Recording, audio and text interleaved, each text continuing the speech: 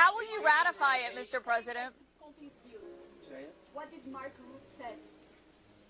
Well, he's a great leader. I think he's fantastic. The Secretary General was representing the other side, which is really us too, because, very important member of NATO. I've done a lot for NATO. And it's really nice. I mean, it's a deal that everybody's very happy with. Does it still include you? Does it still include the United States? President Donald Trump has once again sparked global attention with his latest comments regarding a reported deal involving Greenland. During a press exchange, Trump described the agreement as an infinite deal, repeatedly emphasizing that it would last forever, with no time limit or expiration. When pressed by reporters on how the deal would be ratified or whether any official documents had been signed, the president avoided giving direct answers. Instead, he insisted that the details were still being worked out, raising serious questions about whether a formal agreement actually exists or if this is largely a political declaration.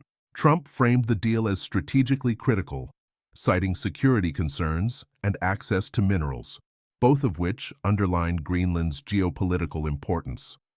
However, his remarks took a more controversial turn when he addressed Russia and President Vladimir Putin. Trump revealed that Putin had been invited to join what he called a new Board of Peace, and claimed that the invitation had been accepted. According to Trump, this proposed board would become the most prestigious and powerful peace-focused body in history, potentially doing the work he believes the United Nations has failed to accomplish. He argued that bringing powerful and influential leaders together is the only way to guarantee long-term global stability. Critics argue that Trump's statements lack clarity and raise alarms about international law, national sovereignty, and diplomatic norms, especially when discussing ownership of Greenland, a self-governing territory tied to Denmark. Supporters, however, view his approach as bold, unconventional diplomacy aimed at reshaping global power structures. The key question remains, is this a real binding agreement or simply a strategic political narrative? And if the deal is truly forever, what does that mean for sovereignty, consent, and international order?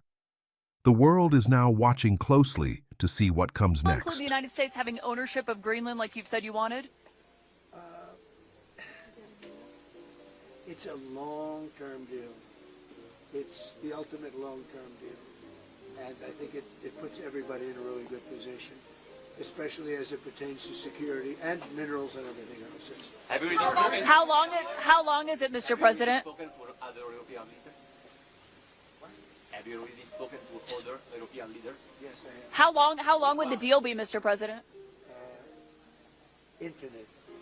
Will there is There is no time limit. It's forever. And how would you ratify the deal? be money involved. It's signed forever. But you haven't signed anything yet, right? It's a deal that's forever. Will there be an effect in any way, Mr. President? Will there be an No effect? money. What happens is people are out there and they're working it right now. They're working the details of the deal, but it's what's called an infinite deal. It's forever. You talked about There is no time cap. You talked about being concerned, Mr. President, about Russia trying to come and take over Greenland. If you're worried that Putin would do something like that, why invite him to join your Board of Peace? Because we want everybody. We want all nations. We want all nations where people have control, people have power. That way we're never going to have a problem. This is the greatest board ever assembled. And everybody wants to be on it. But, yeah, I have some controversial people on it, but these are people that get the job done. These are people that have tremendous influence. And, if I put all babies on the board, there wouldn't be very much. So he was invited. He's accepted. Many people have accepted.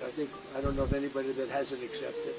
But it's going to be great. I think the Board of Peace will be the most prestigious board ever, and it's going to get a lot of work done that the United Nations should have done. And we'll work with the United Nations, but the Board of Peace is going to be special. We're going to have peace. It started off with Gaza, the Middle East. We've got peace in the Middle East, tremendous peace in the Middle East. Nobody thought that was possible, and that happened by taking out the Iran nuclear threat. Without that, it could have never happened.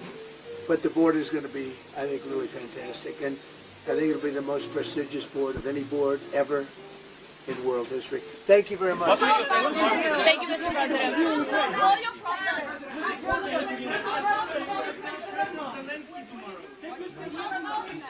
privacy, sir.